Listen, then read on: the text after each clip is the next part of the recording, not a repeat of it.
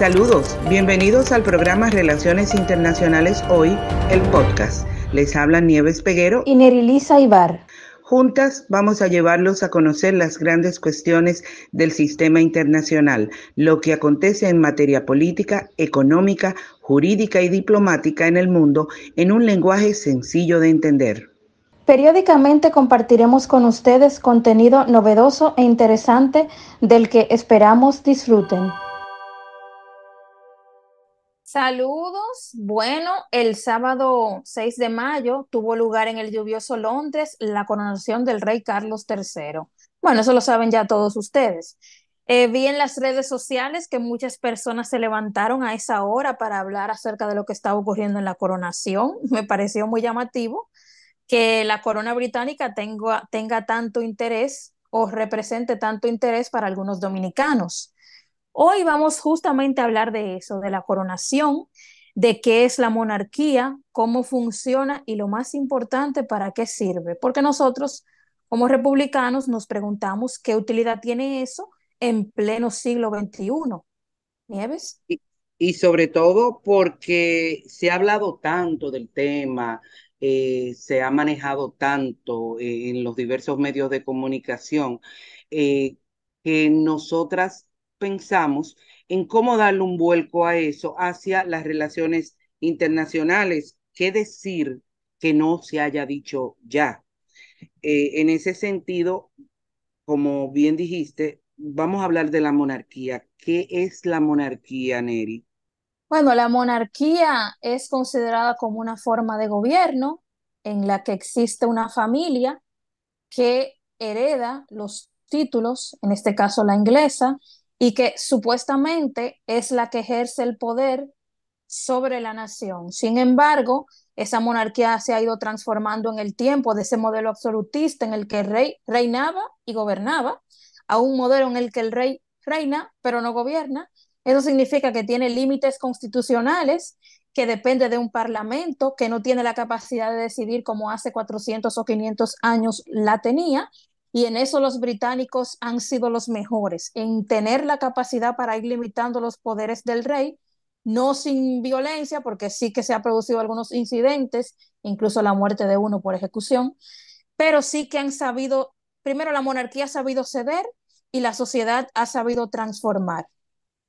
Y para nosotros los republicanos es un concepto totalmente ajeno porque sobre lo que se basa la democracia nuestra es sobre la representatividad.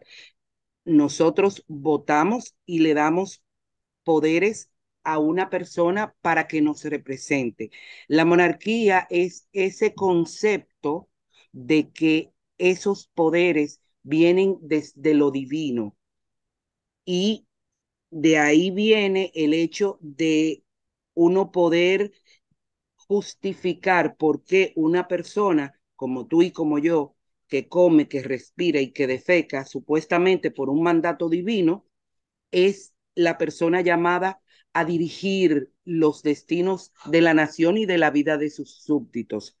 Como bien dices, la monarquía británica ha sabido mantenerse en el tiempo, ha sabido lidiar con los cambios. La antigua monarca, la monarca anterior, la reina Isabel II, era una maestra de cómo adaptarse, pero el poder blando, lo que nosotros en relaciones internacionales nos referimos como esa capacidad de algún actor político para influir en la sociedad de naciones por medio de instrumentos culturales, ideológicos y naturalmente diplomáticos para conseguir efectos en terceros países. Ese poder blando todavía es muy importante en la monarquía, en la corona británica. Bueno, la prueba de que ese poder blando es importante es que más de 100 jefes de Estado y de gobierno, incluyendo al dominicano, Luis Abinader y su esposa, que por cierto, eso era otra cosa que se comentaba mucho, el look de la primera dama dominicana y demás, estuvieron El en, traje. ajá, ajá, en esa coronación. O sea, la razón por la que esos jefes de Estado están ahí y no están en la toma de posesión de un presidente republicano, porque pocas veces ha habido más de 100 jefes de Estado en cualquier sitio juntos, es por lo que representa la monarquía británica. Es una Y no institución que solamente, además... Ujú. fíjate que no solamente fueron cabezas de gobierno, sino también cabezas de Estado representados por los demás monarcas de las coronas de los países que todavía tienen monarquía.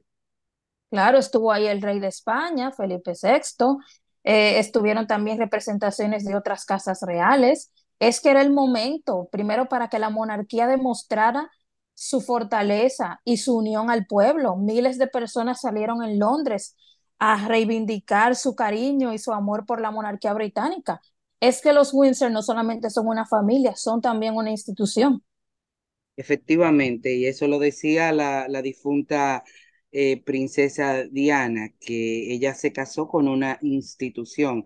Lo hemos visto con el príncipe Harry y el encontronazo de él y su esposa Meghan con la institución, porque realmente la corona británica trabaja como una institución, como una compañía. Sus miembros tienen determinadas responsabilidades, ellos tienen sus duties y debido a eso se les paga. Por eso de los impuestos del pueblo es que ellos viven. Y esta coronación, a diferencia de las bodas reales, esta coronación era una ceremonia de Estado. Por lo tanto, fue pagado también con los impuestos del pueblo.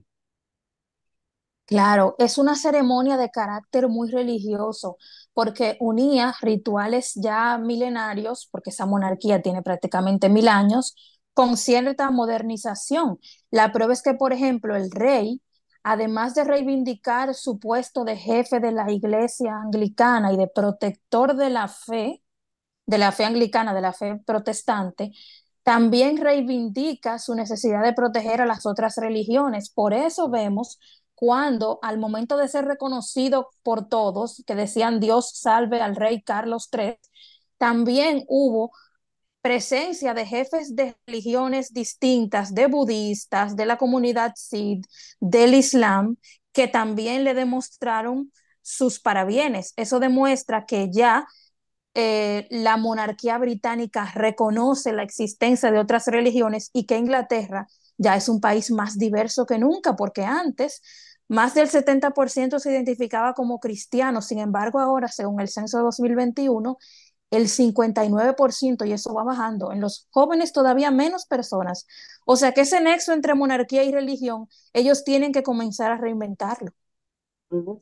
Recuerda que fue Enrique VIII buscando que se le aceptara el divorcio con Ana Uh -huh. Bolena, para poderse casar con Ana Bolena, perdón, que se convirtió en el jefe de la iglesia anglicana. Y en ese sentido, como dices, la ceremonia fue religiosa como jefe de la iglesia anglicana y ecuménica. Entonces, la ceremonia estuvo revista de toda una serie de simbolismos, de que la unción con el aceite que venía Sin de que no se sé viera. dónde, Uh -huh. que él estaba sentado encima de una piedra que trajeron desde Escocia, que Sí. representa la sede del Estado escocés. Todos esos símbolos que para nosotros los republicanos, y vuelvo al tema porque para nosotros es algo totalmente ajeno, o sea, nosotros al presidente, la banda presidencial, aquí no, aquí se le pone un cetro, aquí se le pone una corona que perteneció a no sé quién hace miles de años, aquí se le pone un armiño, aquí el arzobispo de Canterbury dice una serie de oraciones. Los que vimos la saga de Throne, Ujú. Nos recordamos que siempre hay que hacerle el juramento de lealtad al rey. Y en este caso, su hijo, que tiene muchas implicaciones en la historia, porque no sería la primera vez que los mismos familiares se matan por la corona. El hijo le promete lealtad al padre, a su rey. Todo eso tiene mucho que ver con el sentido místico que rodea todavía a las monarquías del mundo. Y no solo eso, Nieves, es que en esta ocasión el rey hizo un cambio. El homaje, traducido como homenaje, aunque muchos dicen que eso no representa realmente lo que esa palabra significa para los ingleses, era también de la nobleza. Los duques, los marqueses, el primero de rango también le juraba lealtad. Sin embargo, el rey cambió eso y Ujú. Guillermo jura lealtad en nombre de todos, en nombre de la familia, en nombre de la nobleza, y los que están en la abadía y los que están fuera de la abadía son invitados por el arzobispo de Canterbury a jurarle lealtad al rey. Él está intentando acercar la monarquía a la gente. Su mamá lo hacía muy bien, pero él quiere darle un toque distinto, sobre todo partiendo de que es un hombre que tiene ya más de 70 años, que Ujú. sabe que su monarquía, por más que dure, durará menos que la de su madre, y que es una transición a una monarquía más joven que va a ser la de los príncipes de Gales, Guillermo y Kate.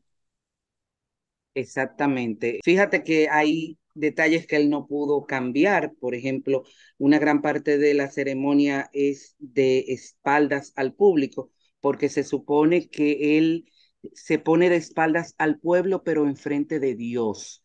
Ese carácter místico Uh -huh. divino que le imprimen a la monarquía es precisamente, esa es su base. Entonces, vamos a hablar, ya mencionaste que Carlos III no va a tener los 70 años de reinado por cuestiones obvias de naturaleza Exacto. que tuvo su madre, que es el rey que más tiempo ha durado para llegar al trono, porque una Sí. característica de la monarquía es que para tú hacerte cargo del empleo, del trabajo, se tiene que morir el anterior y ese anterior siempre es familia tuya.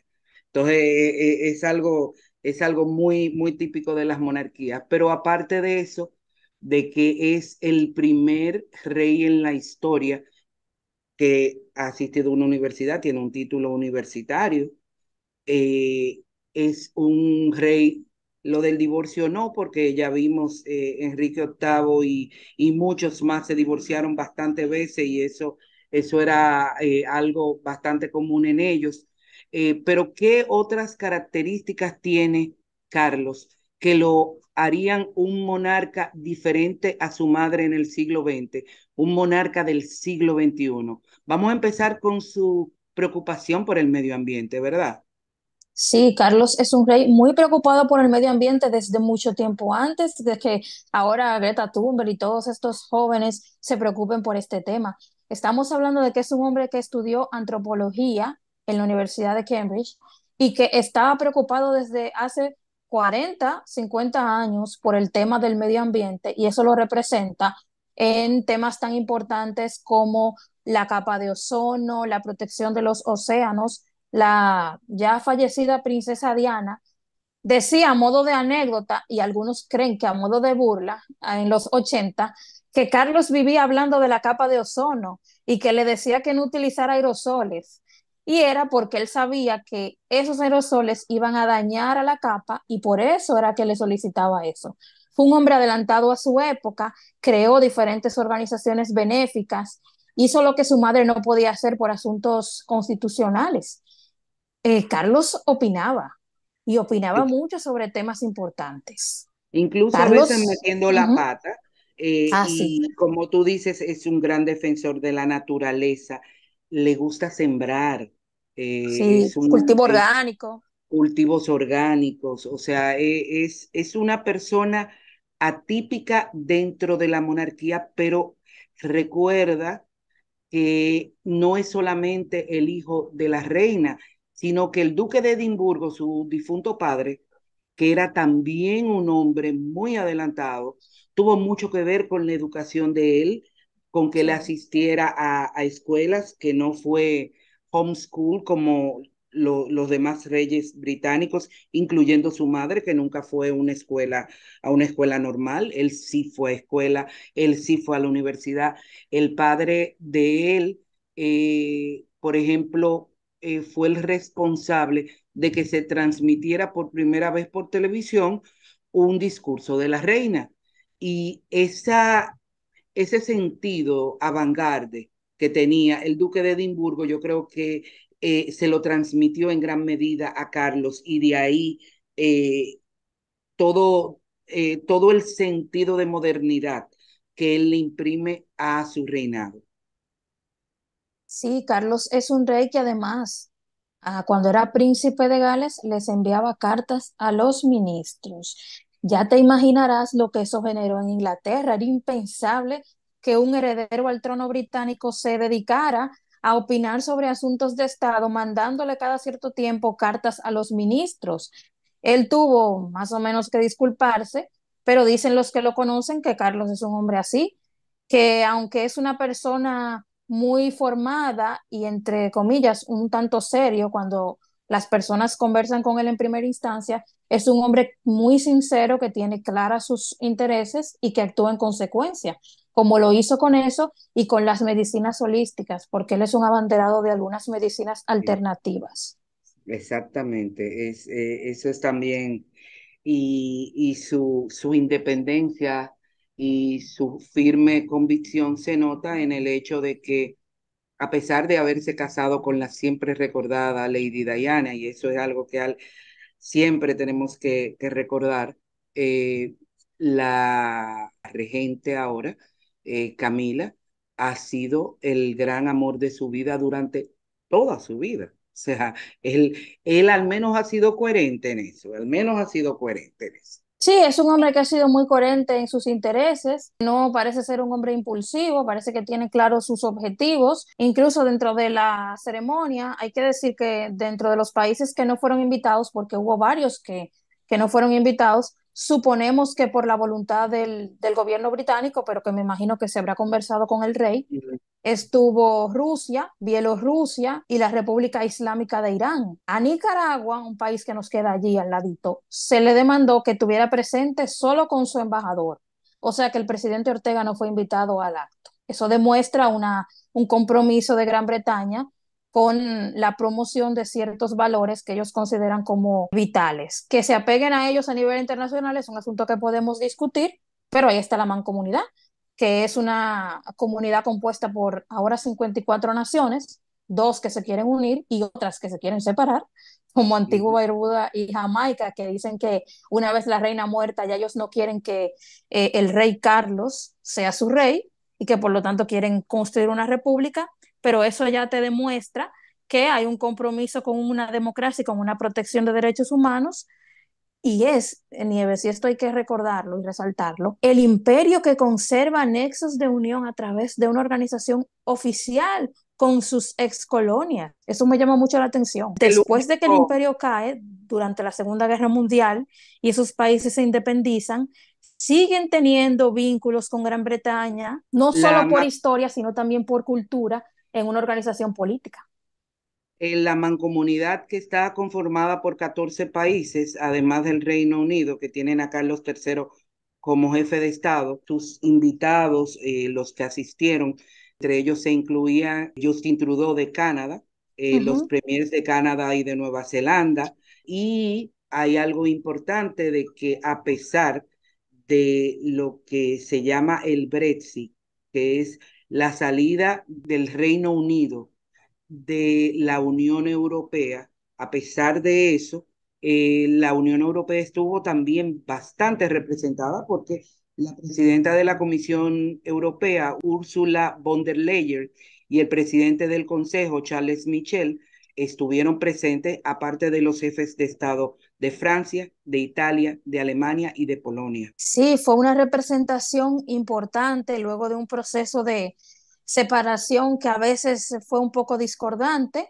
pero que afortunadamente se alcanzaron ciertos acuerdos que le permite a Gran Bretaña continuar con su unión con Europa a través de acuerdos comerciales, educativos y otros. No solamente lo del Brexit, sino la monarquía en el siglo XXI, lidiar con, sobre todo en los últimos años, las salidas introspectivas de los últimos tres primeros ministros, poder a través de sus lazos diplomáticos lidiar con lo que significa haber salido de la Unión Europea y cómo eso afecta, por ejemplo, sus relaciones migratorias con el resto de Europa.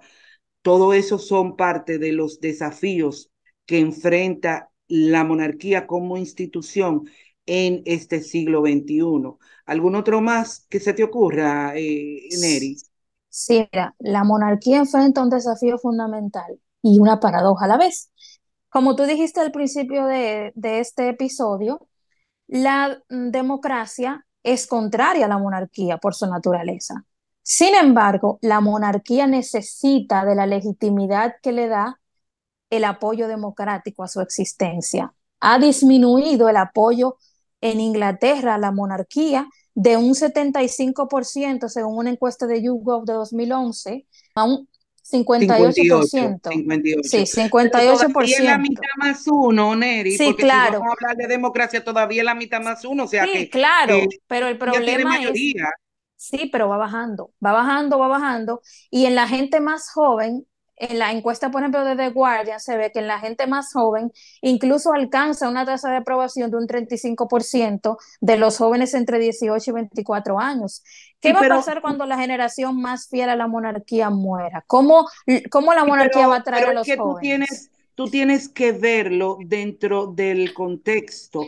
Los jóvenes, estas últimas generaciones, generación X y eso, por su misma idiosincrasia y porque ellos están involucrados en otras cosas, no están tan interesados. Entonces, cuando yo veo ese tipo de encuestas, analizo si se refiere a desaprobación o simplemente a falta de interés, porque nuestros jóvenes no se interesan en la política normal, en la política que los afecta a ellos, ahora en una institución vetusta, como ellos la ven, como Bueno, es la es que en monarquía. este caso no, porque en este caso hay un contraste.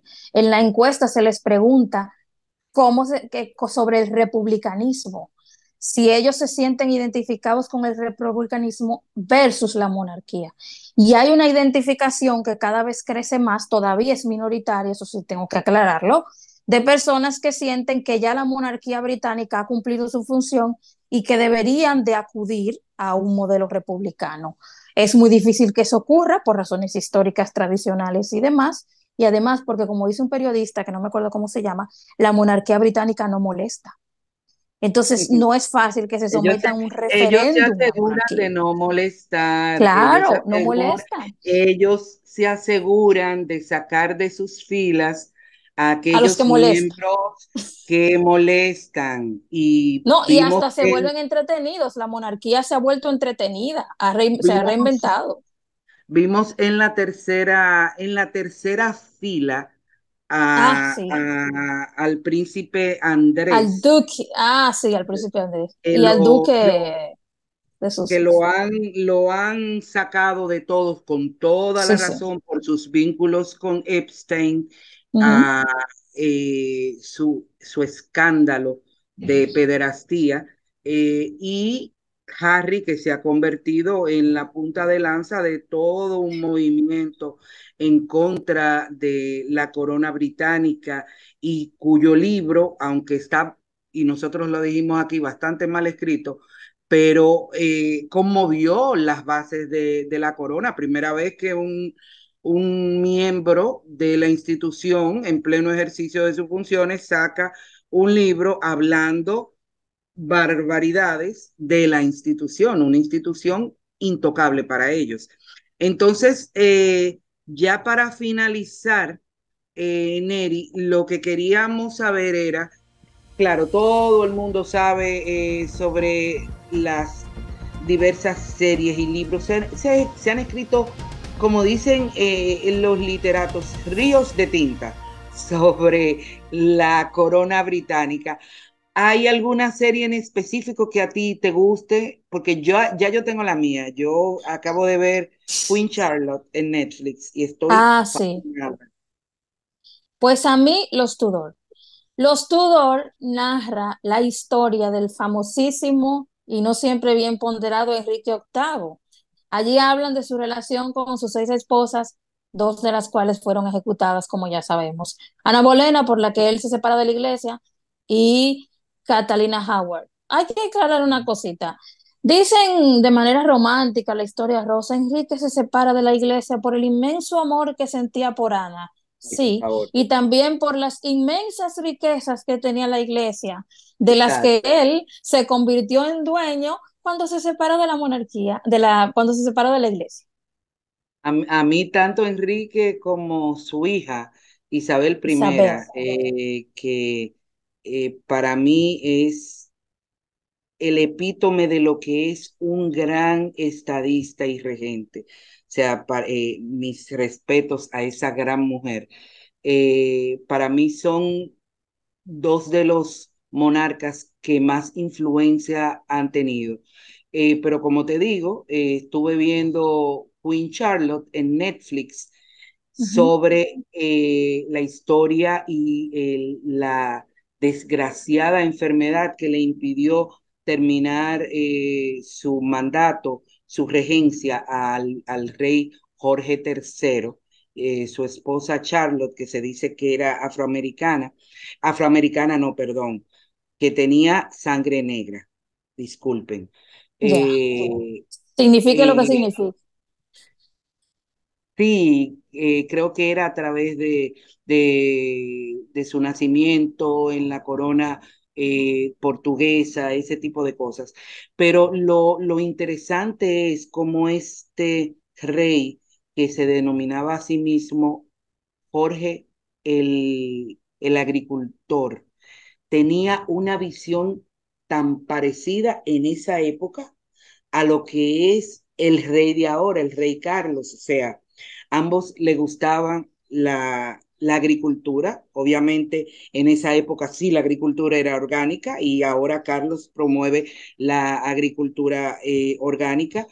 Le gustaba la astronomía, las ciencias, era un estudioso, un científico. Entonces yo veo como mucho paralelo entre estos dos monarcas. Los dos sabemos que van a tener reinados cortos, por razones obvias. Así que si pueden verla, le vamos a dejar los links aquí debajo para que chequen esa serie, la de los Tudor que menciona Neri, y solamente tienen que hacer un search en Google porque van a encontrar cantidad de material y cantidad de series y de películas interesantísimas sobre la monarquía británica. Y con eso yo termino desde este lado. ¿Y tú, Neri? Solo decirles que la monarquía británica es atrayente porque es excepcional y porque es duradera. Y pocas instituciones, aparte de la Iglesia Católica, se han mantenido tan bien y durante tanto tiempo. ¿Podrá ¿Mm? seguirlo haciendo? Eso es una cosa que solamente el tiempo nos dirá. Nosotras esperamos estar de alguna manera con ustedes en la próxima coronación del rey o del próximo rey Guillermo. Recuerden que este programa se transmite a través de nuestro canal de YouTube y Spotify. Los links están debajo en la descripción del podcast y nos pueden seguir en todas las redes sociales, Twitter, Instagram, Facebook, LinkedIn. Si les gusta el contenido, por favor, compártanlo y denle like. Nos pueden escribir a nuestro correo electrónico, cuya dirección también está debajo. Cada semana contamos con un nuevo contenido de actualidad de una forma amena, en un formato dinámico y educativo. Muchas gracias por la escucha.